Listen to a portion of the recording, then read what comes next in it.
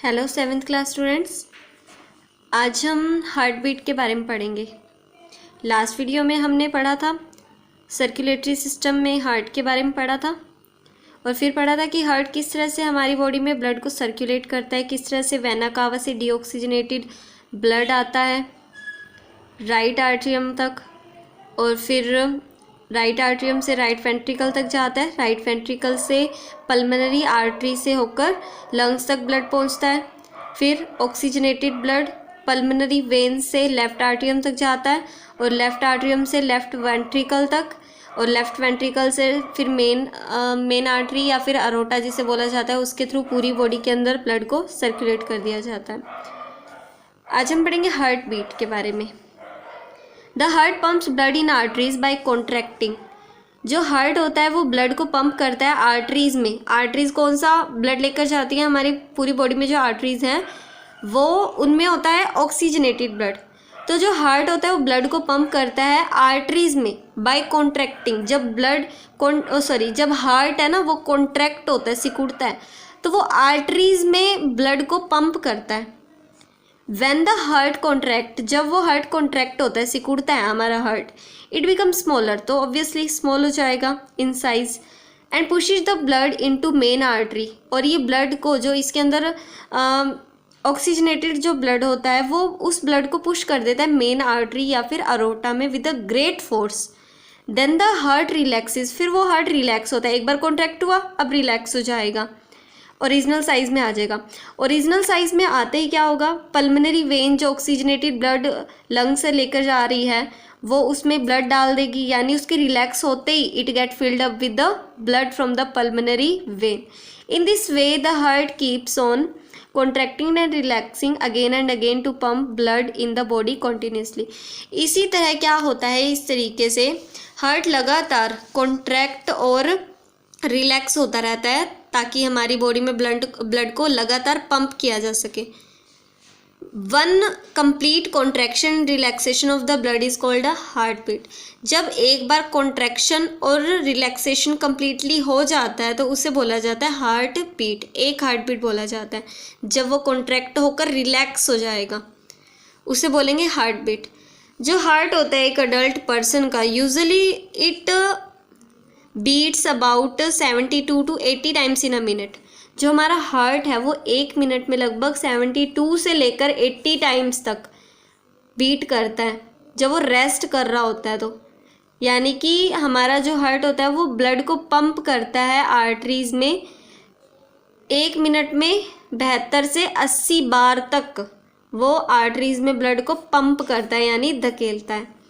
Thus, the average heartbeat of an adult person while resting is 70 to 80 beats per minute। यानी कि जो adult person होगा उसकी average heart beat कितनी होगी फिर 70 to 80 पर मिनट वाइल रेस्टिंग। आराम करते टाइम ये है, लेकिन अगर हम कोई एक्सरसाइज करेंगे तो ये हार्ट बीट ऑब्वियसली क्या हो जाएगी, ज़्यादा हो जाएगी। This is called the heart rate. 70 to 80 times हमारा जो दिल है एक मिनट में धड़कता है, इसे बोला जाता है heart rate. We can feel our heart beats if we place our hand on the left side of our chest just above the heart region. अगर हम हमारी चेस्ट के लेफ्ट साइड अगर हम हाथ रख के देखें तो हम हार्ट बीट को महसूस कर सकते हैं, हम फील कर सकते हैं उसे।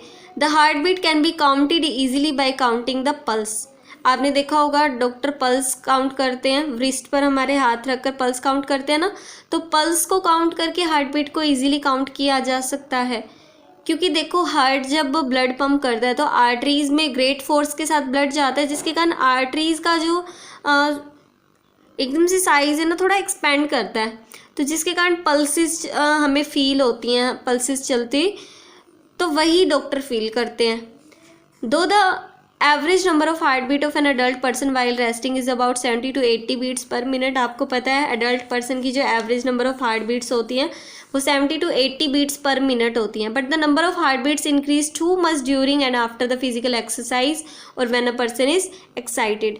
लेकिन जो हार्ट बीट्स का नंबर है वो बहुत ज़्यादा इंक्रीज कर सकता है फिजिकल एक्सरसाइज, जब कोई पर्सन फिजिकल एक्सरसाइज करता है या टू मच एक्साइटेड हो जाता है तो वो जो हार्ट बीट होती है ना वो उस टाइम काफ़ी ज़्यादा इंक्रीज़ भी कर सकती है। अगर हम हमारी हार्ट बीट को काउंट करें भागने के बाद, तो हम देखेंगे कि हमारी हार्ट बीट 1 मिनट में 100 तक भी हो सकती है, यानी it can be more than 100 पर minute.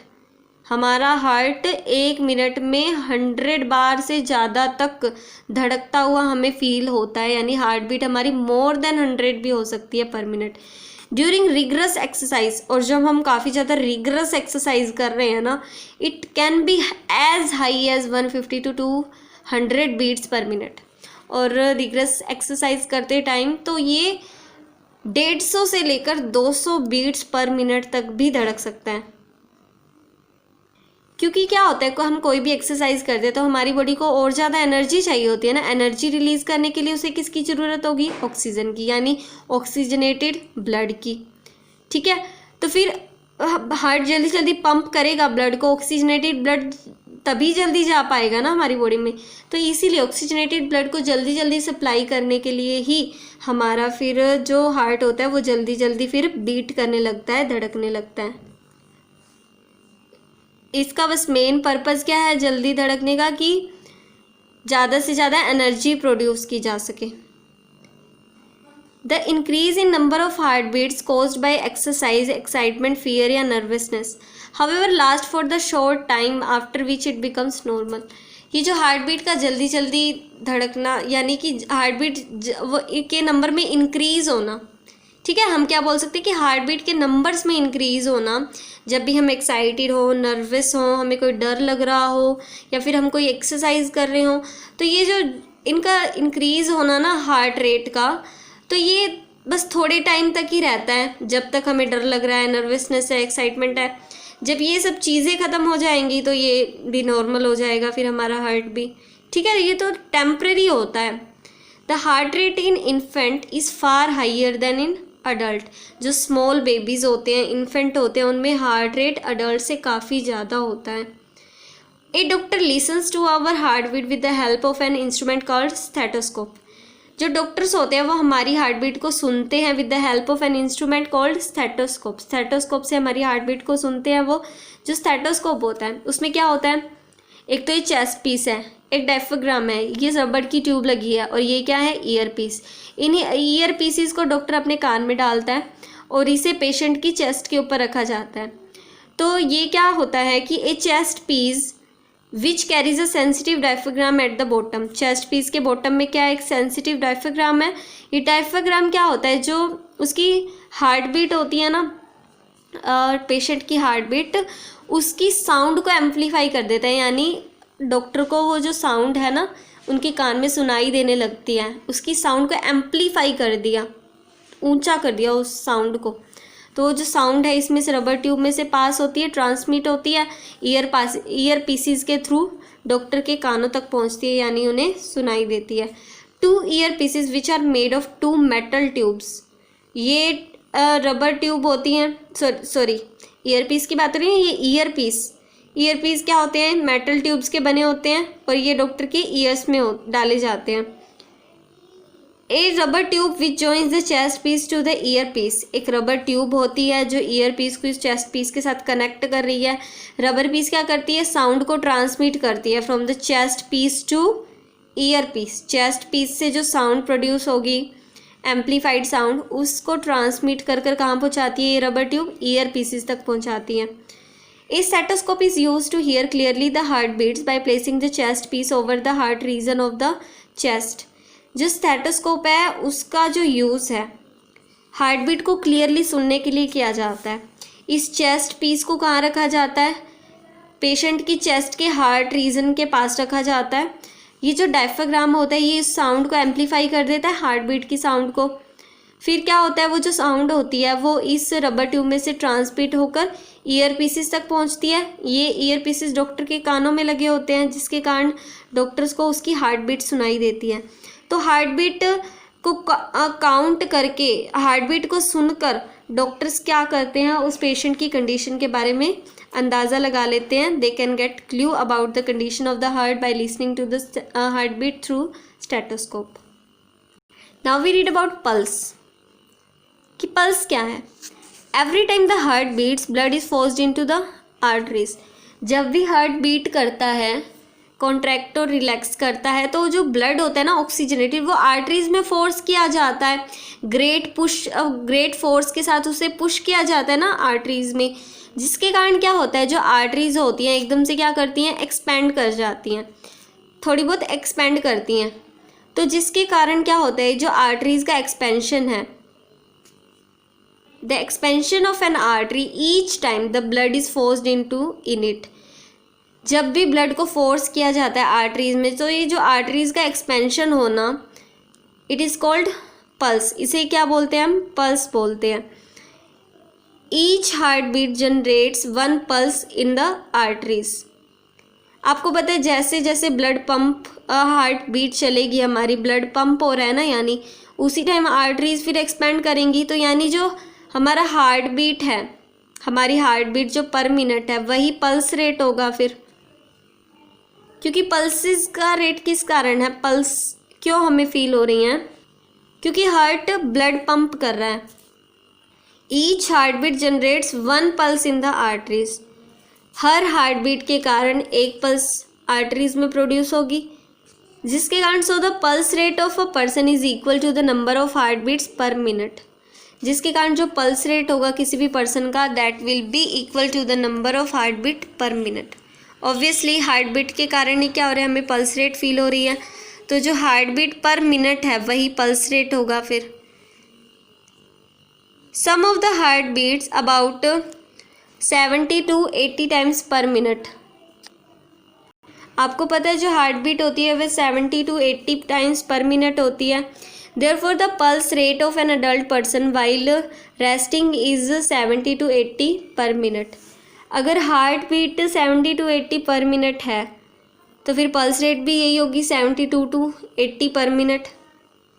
Hence the pulse rate is same as that of heart rate। इसलिए पल्स रेट हार्ट रेट के बिल्कुल सेम है। Most of our arteries lie deep inside our body. बहुत सारी arteries हमारी body में ऐसी हैं जो हमारी बॉडी के लाइट यानी कि डीप है, गहराई में है, इसलिए हम उन्हें फील नहीं कर पाते, उनकी पल्सेस को फील नहीं कर पाते।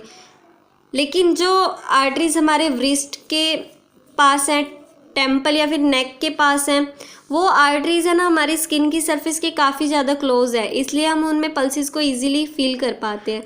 इसीलिए आपने देखा होगा कि डॉक्टर को अगर पल्सेस फील करनी होती हैं तो या फिर वो व्रिस्ट के आसपास से पल्सेस फील करते हैं या फिर नेक के आसपास फील करते हैं। इससे क्या क्यों फील करते हैं, क्योंकि जो यहाँ पर आर्टरीज है ना वो स्किन की सरफेस के पास हैं, वरना और कहीं फील नहीं करते। Hence the pulse is traditionally taken above the wrist।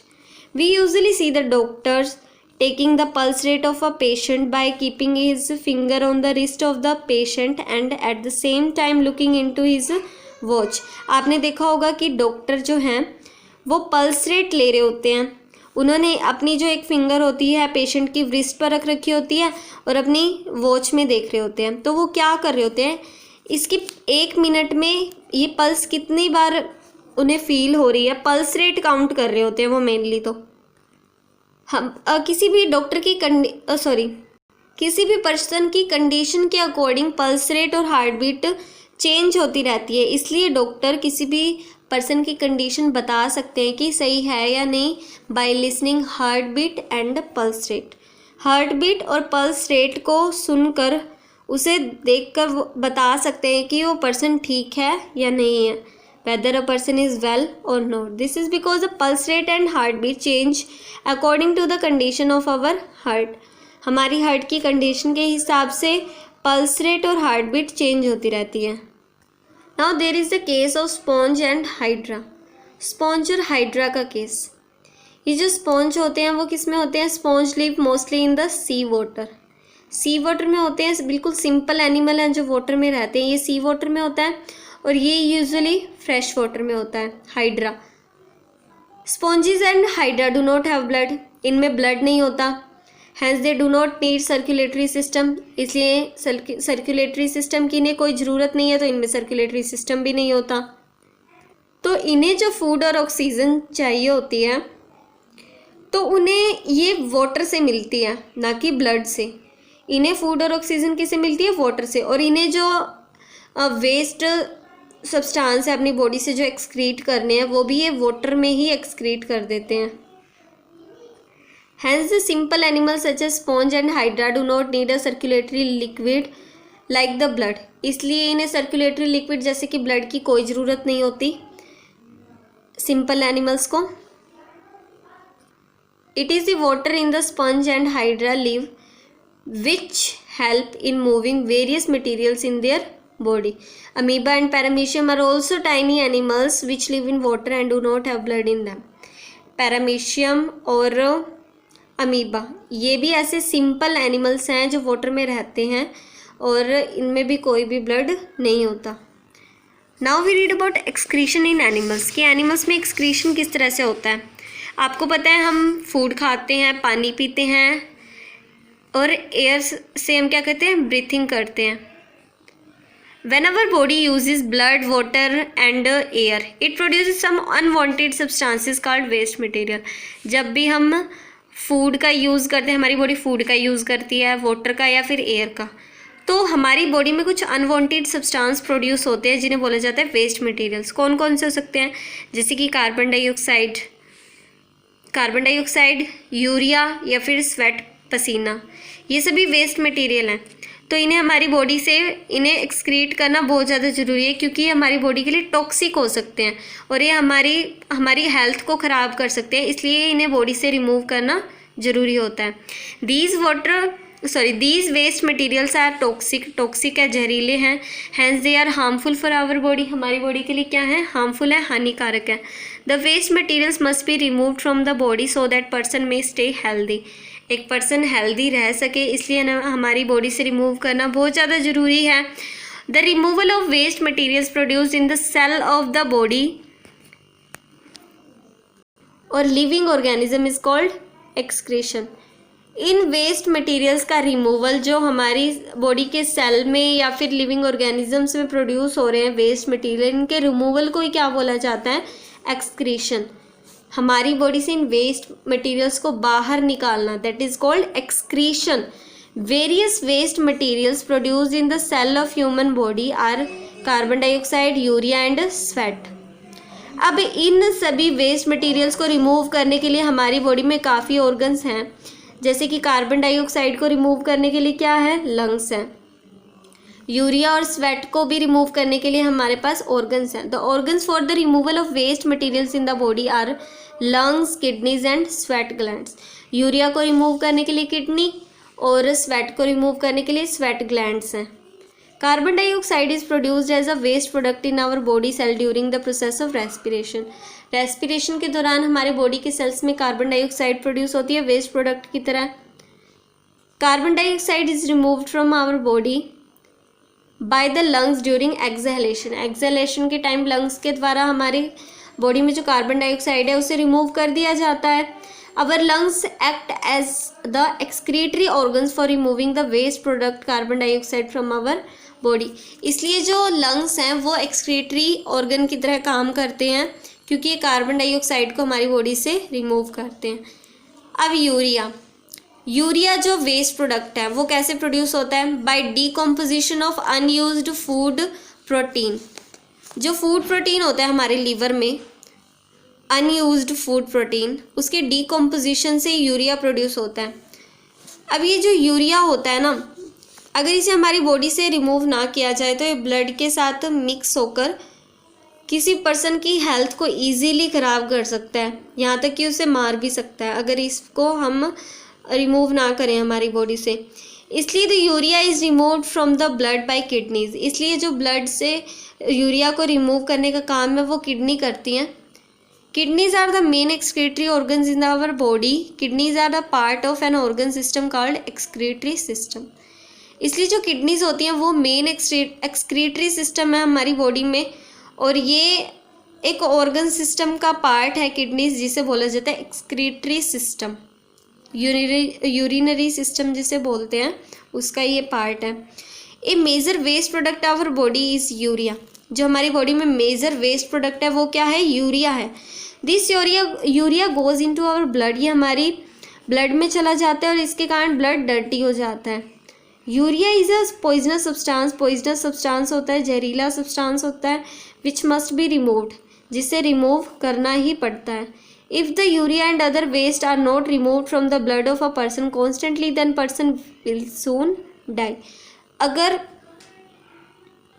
Urea और वेस्ट प्रोडक्ट को हमारे ब्लड से ना रिमूव किया जाए तो पर्सन मर भी सकता है। आवर किडनीज रिमूव यूरिया, हमारी किडनी यूरिया को रिमूव करती हैं, एक्सेस वाटर को रिमूव करती हैं, एंड अदर अनवांटेड सॉल्ट जो होते हैं हमारे ब्लड में उन्हें भी रिमूव कर देती हैं। Now we read about excretory system in humans, कि ह्यूमंस में एक्सक्रीटरी सिस्टम किस तरह से काम करता है वो हम पढ़ेंगे। Urea is the major waste product, as we all know कि यूरिया मेजर वेस्ट प्रोडक्ट है हमारे ह्यूमन बॉडी में। The urea and other unwanted salt dissolve in water in the body to form a yellowish liquid waste called urine. जो urea और कुछ और unwanted salt जो dissolve होते हैं वाटर में, हमारी बॉडी में क्या होता है, वाटर होता है ना, उस वाटर में यूरिया और अनवांटेड सॉल्ट डिजोल्व होके एक येलोइश कलर का लिक्विड वेस्ट बनाते हैं, जिसे क्या बोलते हैं हम, यूरिन बोलते हैं। The excretory system collects the liquid waste of the body and helps get rid of them. जो हमारा एक्सक्रीटरी सिस्टम है वो इस लिक्विड को कलेक्ट करता है और हमारी इससे छुटकारा पाने में हेल्प करता है, यानी हमारी बॉडी से रिमूव करने में हमारी ये एक्सक्रीटरी सिस्टम हेल्प करता है। अब एक्सक्रीटरी सिस्टम में देखो क्या क्या ऑर्गन्स हैं। 2 किडनीज होती हैं, 2 यूरेटर होते हैं, एक ब्लैडर और एक यूरेथ्रा होता है। The kidneys are bean shaped organs towards the back of our body just above the waist. Kidneys जो होती हैं बीन शेप्ड ऑर्गन होती हैं, यानी बीन की शेप में होती हैं ये, towards the back of our body just above the waist. Every person has 2 kidneys, हर पर्सन में क्या होती हैं, 2 किडनीज होती हैं। The decomposition of unused food protein in the liver produces urea as waste. हर पर्सन में क्या होता है कि लीवर में जो अनयूज्ड फूड प्रोटीन होता है उसके डीकम्पोजिशन के कारण यूरिया प्रोड्यूस होता है। This urea goes into blood, और ये यूरिया ब्लड में चला जाता है। The blood in our body is constantly passing through our kidneys, और जो ब्लड हो रहा है ना ये कॉन्स्टेंटली किडनीज में से पास हो रहा है। तो ये किडनीज क्या करती है, उस यूरिया को अलग कर देती हैं ब्लड से। The function of kidneys is to filter the blood to remove urea. तो किडनी का क्या काम है कि ब्लड से यूरिया को अलग कर देना, यानी ब्लड को फिल्टर कर देना। Each kidney contains 1000 of tiny filters called nephrons. जो किडनीज का मेन फंक्शनल यूनिट है ना वो क्या है, नेफ्रॉन्स। इसमें छोटे छोटे फिल्टर्स होते हैं किडनीज में जिन्हें नेफ्रॉन्स बोला जाता है। The blood containing urea and other waste salt passes through the nephrons in the kidneys. जो ब्लड जिसमें यूरिया और बहुत सारे वेस्ट प्रोडक्ट हैं वो इन नेफ्रॉन्स के थ्रू पास होता है। किडनीज में जो नेफ्रॉन्स हैं उनमें से पास होता है वो blood. The nephron filters the blood and remove urea. जो नेफ्रॉन होते हैं फिल्टर की तरह काम कर रहे हैं, ब्लड को साफ़ करने का काम कर रहे हैं। तो ये जो नेफ्रॉन होते हैं ना ये ब्लड को फिल्टर कर देते हैं, यानी कि यूरिया और कुछ अनवांटेड सॉल्ट वगैरह जो हैं ब्लड से रिमूव कर देते हैं। The liquid left in the kidneys is a yellowish liquid called urine. तो जो लिक्विड बचता है किडनी में येलो कलर का लिक्विड उसे क्या बोलते हैं, यूरिन बोलते हैं। Which contains urea and other waste salt and excess water. जिसके अंदर यूरिया होता है और कुछ वेस्ट प्रोडक्ट होते हैं और क्या होता है कि एक्सेस वाटर होता है। The urine formed in the kidneys goes into the bladder through the tubes called ureters. अब किडनी से जो वो येलो कलर का लिक्विड होगा वो कहाँ से पास करेगा, यूरेटर से पास करेगा। Urine is stored in the bladder, और जो यूरिन होता है वो इस ब्लैडर में स्टोर होता रहता है। Bladder is also called the urinary bladder. इसे यूरिनरी ब्लैडर भी बोला जाता है। The urine collected in bladder is passed out from the body at regular intervals by the opening at the end of a tube urethra. इस urethra की tube के and को open करके हम यूरिन को हमारी बॉडी से रिमूव कर देते हैं। Urine is a yellowish liquid. Urine जो होता है एक येलो कलर का लिक्विड होता है जिसके अंदर 2.5% यूरिया और 2.5% कुछ और वेस्ट सॉल्ट होते हैं, 95% वाटर होता है।